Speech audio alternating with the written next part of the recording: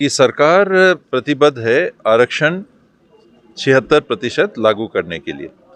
76% में 32% ट्राइबल आबादी के लिए, 13% अनुसूचित जाति के लिए और 27% ओबीसी के लिए।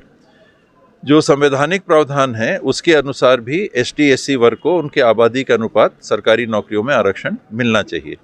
ओबीसी वर्ग के लिए जो पहले 14% मिलता था उसको बढ़ा के 27% किया गया और सुप्रीम कोर्ट ने भी जो इजाज़त दी है कि अन्य गरीबी रेखा के नीचे रहने वाले आरक्षित वर्ग के अन्य लोगों के लिए 10% तक आरक्षण किया जाए, उसमें भी 4% का आरक्षण है। तो सरकार इस बात पे सहमत नहीं है कि जो वर्तमान परिस्थिति है, अगर आप नौकरी देते हैं तो ट्राइबल समाज को केवल 20% नौकरी मिले, इसके लिए सरकार सहमत नहीं है।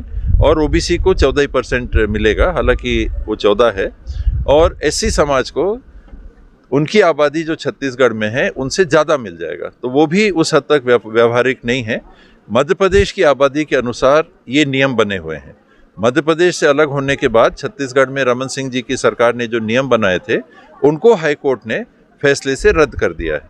ये कारण है कि सरकार 20% ट्राइबल को नौकरी में आरक्षण देके भर्ती करने पे सहमत नहीं है।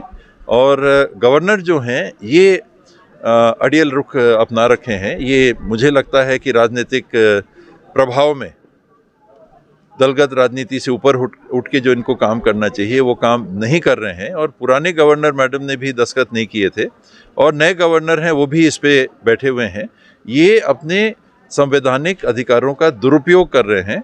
उसमें कहीं भी संविधान की उस धारा में, शायद कल 200 का उल्लेख आप लोगों ने किया था, ये नहीं लिखा है कि गवर्नर अनिश्चितकालीन कर सकते हैं, बल्कि ये लिखा है कि दोबारा अगर गवर्नर हाउस को इनकार करके भेजते हैं और हाउस वहाँ से फिर से उसको पास करके गवर्नर के पास भेजता है तो 2 महीने के अंदर गवर्नर उस निर्णय को लेने के लिए बाध्य हैं।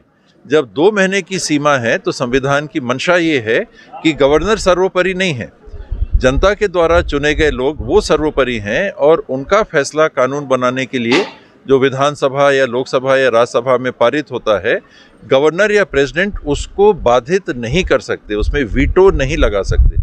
कहीं वीटो का प्रावधान नहीं है। आज क्योंकि समय सीमा पहली बार जब बिल आता है उसमें नहीं लिखी है, तो गवर्नर उस बात का जो उल्लेख नहीं किया गया है उसका लाभ लेके एक मुझे लगता है कि ये राजनीतिक रुख अख्तियार कर रहे हैं।